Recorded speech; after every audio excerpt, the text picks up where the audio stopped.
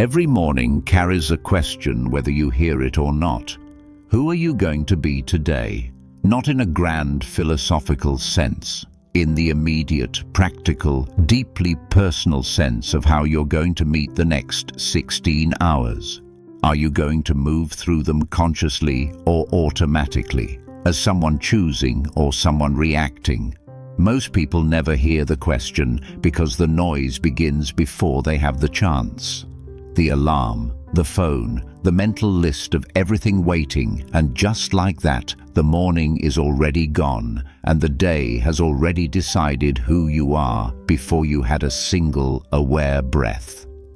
You found mindfulness, a space for people who sense there is a quieter, more grounded, more honest way to move through life and are genuinely ready to find it. Today we're exploring 6 morning practices rooted in Buddhist teaching, each one helping you hear that question and answer it with intention. Each practice is distinct. Each one works on a different layer of who you are and who you are becoming. And none of them ask you to be someone you aren't. They only ask you to be more honestly, more consciously, who you already are. Let's begin with the first, because everything else grows from it. 1. Wake with intention, not reaction. Most people don't start their morning. Their morning starts them. The alarm goes off and immediately the mind launches. What do I have to do today?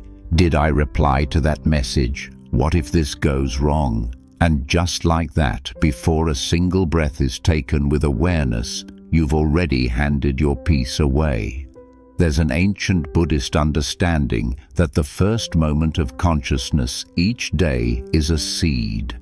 Whatever you plant in that moment will grow through everything that follows, not metaphorically, literally. The emotional tone you establish in the first few minutes of waking sets the filter through which you'll perceive every conversation, every challenge, every small moment of your day. Most people plant anxiety without realizing it. Here's what's different about the practice being described here. It's not about jumping out of bed with enthusiasm or forcing gratitude you don't feel. It's about one simple pause. Before you move, before you check anything, before you speak a single word, you take 3 conscious breaths and you ask yourself one quiet question. What do I want to carry through this day? Not what do I need to do, not what am I worried about, but what do I want to carry? Maybe it's patience, maybe it's clarity.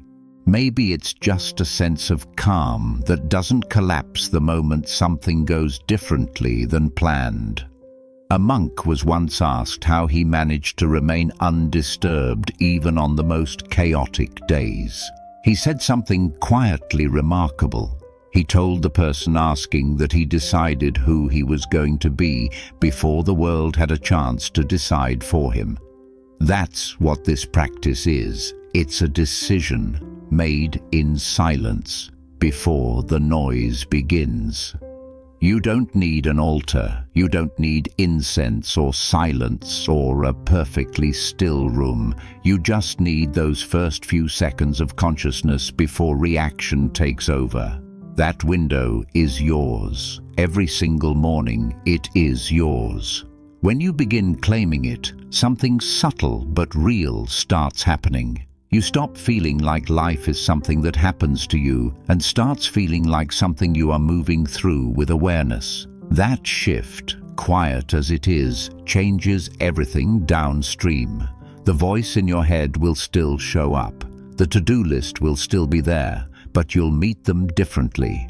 Not as someone who was caught off guard, but as someone who already decided how they want to show up today. This is where your morning actually begins, not with the alarm, not with the phone, with a breath and a choice. 2. Sit with what is before fixing anything. There's a kind of suffering that most people don't talk about because it's so ordinary, it feels invisible. It's the suffering of always needing things to be different than they are. You wake up and the first thing the mind does is assess.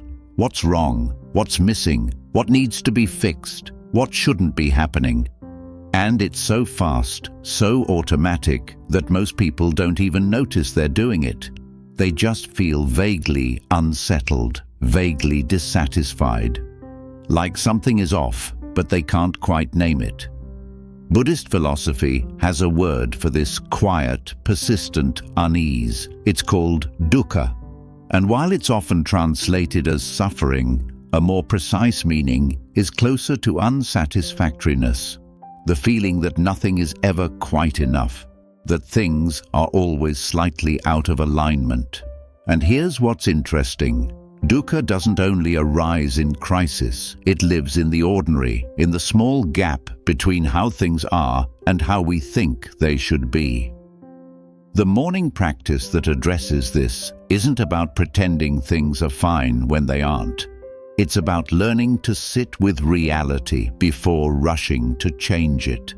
Just for a few minutes each morning, instead of immediately solving, planning, or improving, you simply allow what is to be present without interference. You sit, maybe with tea, maybe with nothing, and you let the morning be what it is without immediately turning it into a problem to manage. This sounds passive. It's actually one of the most radical things you can do, because when you stop reaching for things to be different for just a few minutes, something unexpected happens. The mind settles. Not because the problems disappeared, but because you stopped fighting the moment itself. And in that settling, a kind of intelligence rises that rushing never allows. Think about water in a shaken glass. While it's being shaken, you can't see through it. The moment you stop shaking it, it clears on its own. Your mind works the same way. The clarity you're looking for doesn't come from more thinking. It comes from stillness you allow. People who practice this consistently report something that's hard to explain, but immediately recognizable once experienced. They begin responding to difficulty rather than reacting to it. There's a pause that appears in moments of stress that wasn't there before. A small but powerful space between what happens and what they do next.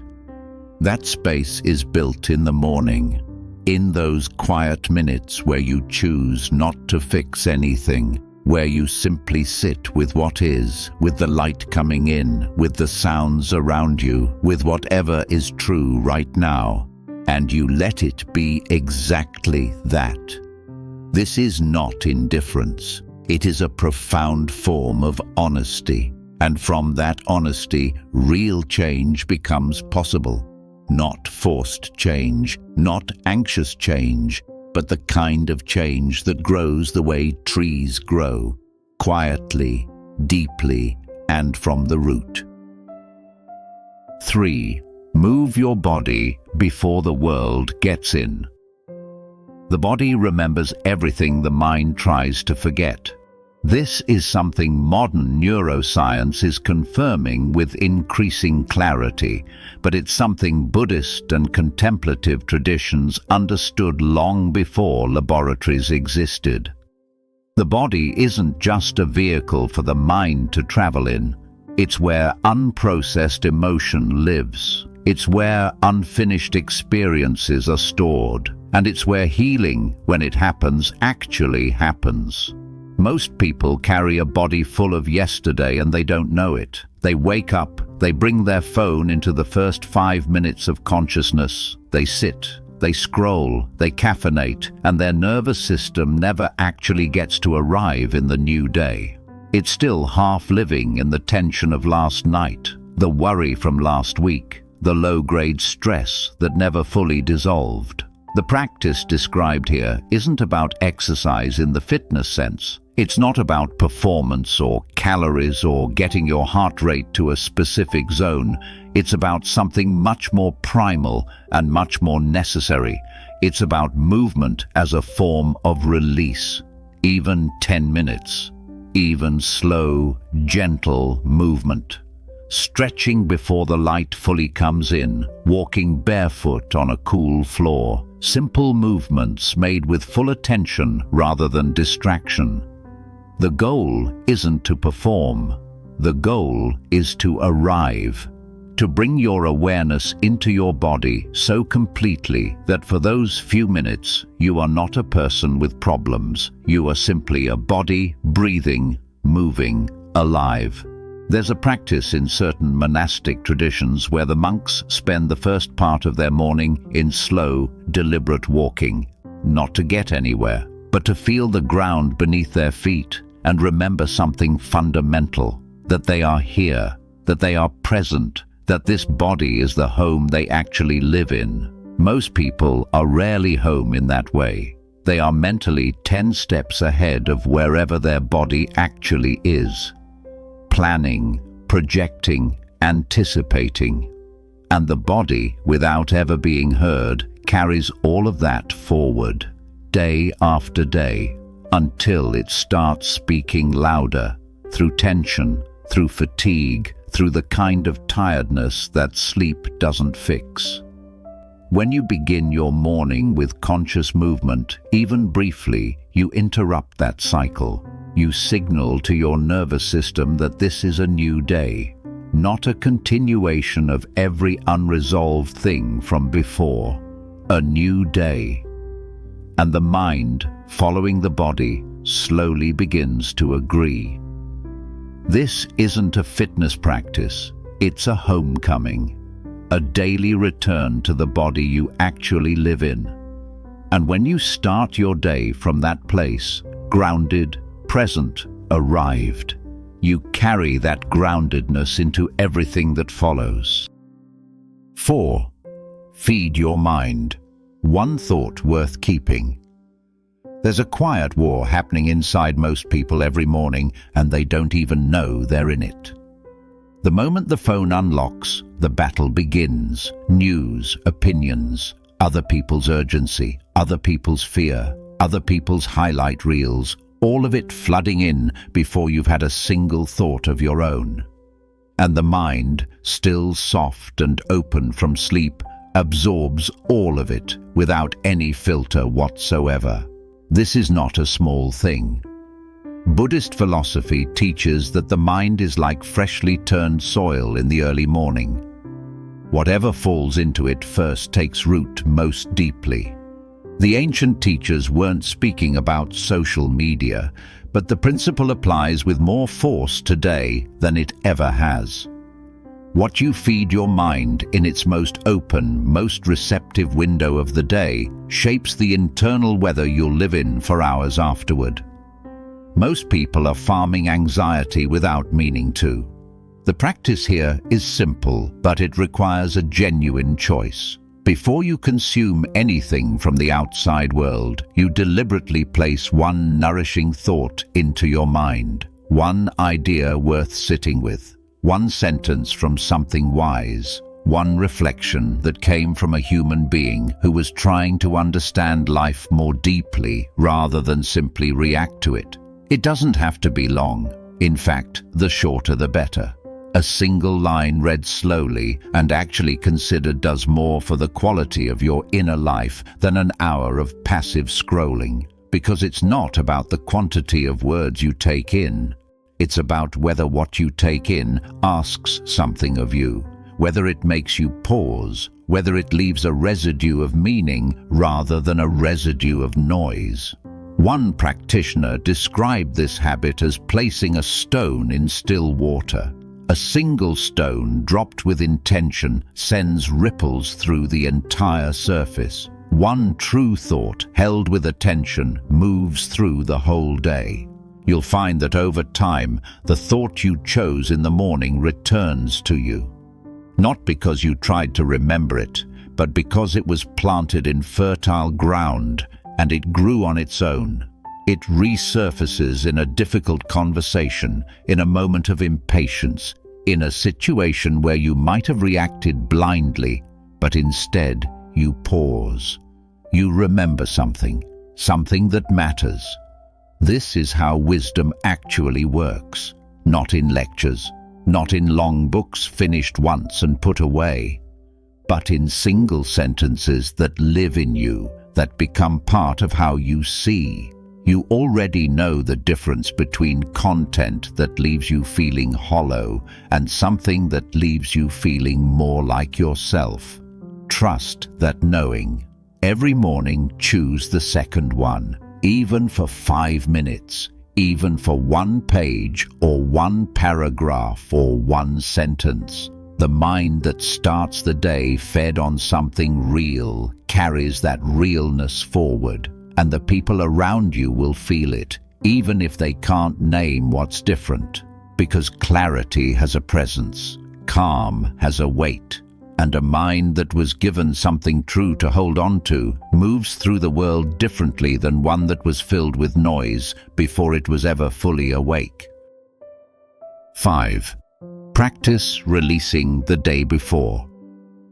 Here is something almost nobody talks about and almost everybody needs. You cannot fully enter a new day while still gripping the one that came before. But that's exactly what most people do. They carry yesterday like luggage they forgot to unpack. The conversation that didn't go right. The thing they said that they wish they hadn't. The opportunity that passed. The feeling of not having done enough, been enough, moved fast enough. All of it packed tightly and brought into the morning without a single moment of conscious release. And then they wonder why they feel heavy before the day has even started. Buddhist teachings speak often about the nature of clinging, not just clinging to pleasure or to outcomes, but clinging to identity, to narrative, to the story of what happened and what it means about us. This kind of clinging is so ordinary, so built into how the mind operates, that most people experience it not as clinging, but simply as thinking, as being responsible, as being aware. But there's a difference between learning from the past and being imprisoned by it. The morning practice of release isn't about pretending yesterday didn't happen. It isn't spiritual bypassing or forced forgiveness or convincing yourself that something painful was actually fine. It's something more honest than that.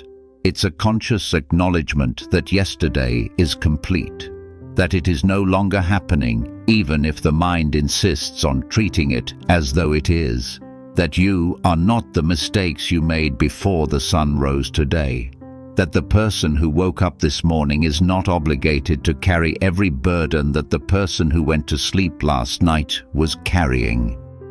There is a practice, quiet and private, that some people find genuinely transformative. Each morning, before the day begins in earnest, they take a few minutes to simply acknowledge what they're still holding. Not to analyze it, not to solve it, just to name it. To say, even silently, I'm still carrying this. And then, with the same quietness, to set it down, not forever, just for today, just for now.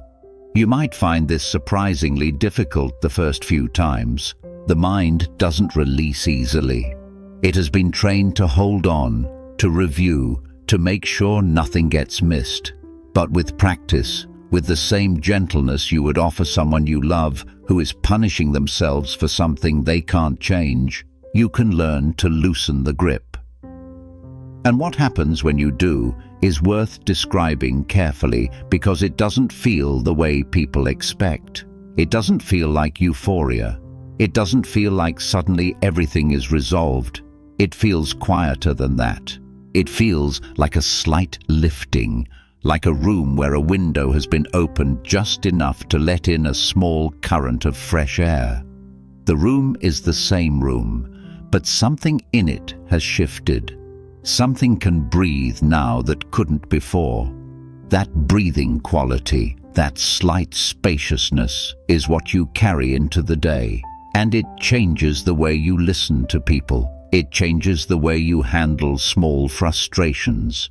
It changes your relationship with yourself in ways that are subtle but cumulative. One morning of release doesn't transform a life, But the practice of releasing, done with sincerity day after day, creates a person who is genuinely lighter. Not because their life has fewer difficulties, but because they've stopped carrying the ones that are already finished. Yesterday ended. You don't have to end with it. That's what this practice in its simplest form is asking you to remember. 6. Connect to something larger than your story. Of all the practices in this video, this one is the hardest to explain and the most important to actually feel. Because it asks you to do something the modern world almost never invites you to do. It asks you to remember, just for a few minutes each morning, that you are not the center of the story. That the small self, the one with the to-do list and the unread messages and the worries and the plans, is not the only version of you that exists. There is something larger underneath all of that, something that doesn't have a name but has a feeling, something ancient that you were born with, and that the noise of ordinary life slowly buries but never fully extinguishes. Buddhist philosophy points to this in many ways using many words: interconnection, impermanence, the nature of awareness itself. But across all of those words, the experience being pointed at is the same. It's the experience of belonging to something beyond your own narrative, of being not separate from life, but an expression of it. And when you touch that experience, even briefly, even imperfectly, something in the small self relaxes. Because the small self, for all its busyness and urgency, is exhausted by its own importance. It's tired of carrying the weight of being the whole story. The morning practice that opens this doorway is different for every person. For some, it is sitting outside and simply looking at the sky with nothing to do and nowhere to go, letting the vastness of it remind them that they are small in the most relieving sense of that word. For others, it is a few minutes of complete silence where they don't try to meditate, don't try to think correctly, don't try to achieve stillness, but simply stop performing even for themselves and wait. For others still, it is a moment of what can only be called wordless gratitude, not gratitude for specific things, not a list, but the raw, unnarrated sense of being alive on this particular morning, in this particular body, with this particular strange and unrepeatable existence. There was a gardener, an older man who had tended the same small plot of land for over 30 years. Someone once asked him what kept him returning to the same garden day after day, season after season. He was quiet for a long moment before he answered. He said that every morning when he knelt in the soil, he remembered that the same force making things grow had also made him, that he wasn't separate from what he was tending, and that remembering that, just for those early morning hours, was the only philosophy he needed. That's not a story about gardening. It's a story about what becomes available to you when you dissolve, just slightly, the hard border between yourself and everything else. This doesn't require belief in anything specific. It doesn't require a tradition or a teacher or a correct way of doing it. It only requires a willingness to be still enough, open enough, to notice that something is present in a morning that has nothing to do with your plans for it. When you make contact with that something, even for a few minutes, the rest of the day feels different. Not easier, necessarily, but more real, more like it belongs to you and you belong to it. Less like something you have to survive and more like something you actually get to live. That quality of living, of genuinely inhabiting your own life rather than just managing it, is what all 6 of these practices are ultimately pointing toward. Not a perfect morning, not a fixed routine that never varies, but a morning that begins with enough awareness, enough honesty, enough stillness, that you step into the day as someone who has already, even if only briefly, come home to themselves. And from that place, almost anything becomes possible. These 6 practices won't demand your whole morning, they'll ask for your attention. Just a few minutes of genuine presence before the world takes over. And if you begin, even imperfectly, even with just one of them, something will start to shift, quietly, slowly. The way all real change actually moves, not all at once, but deeper, with every morning you choose yourself before the noise does. If this reached something in you, share it with someone who needs to hear it. And come back tomorrow. The morning is always waiting.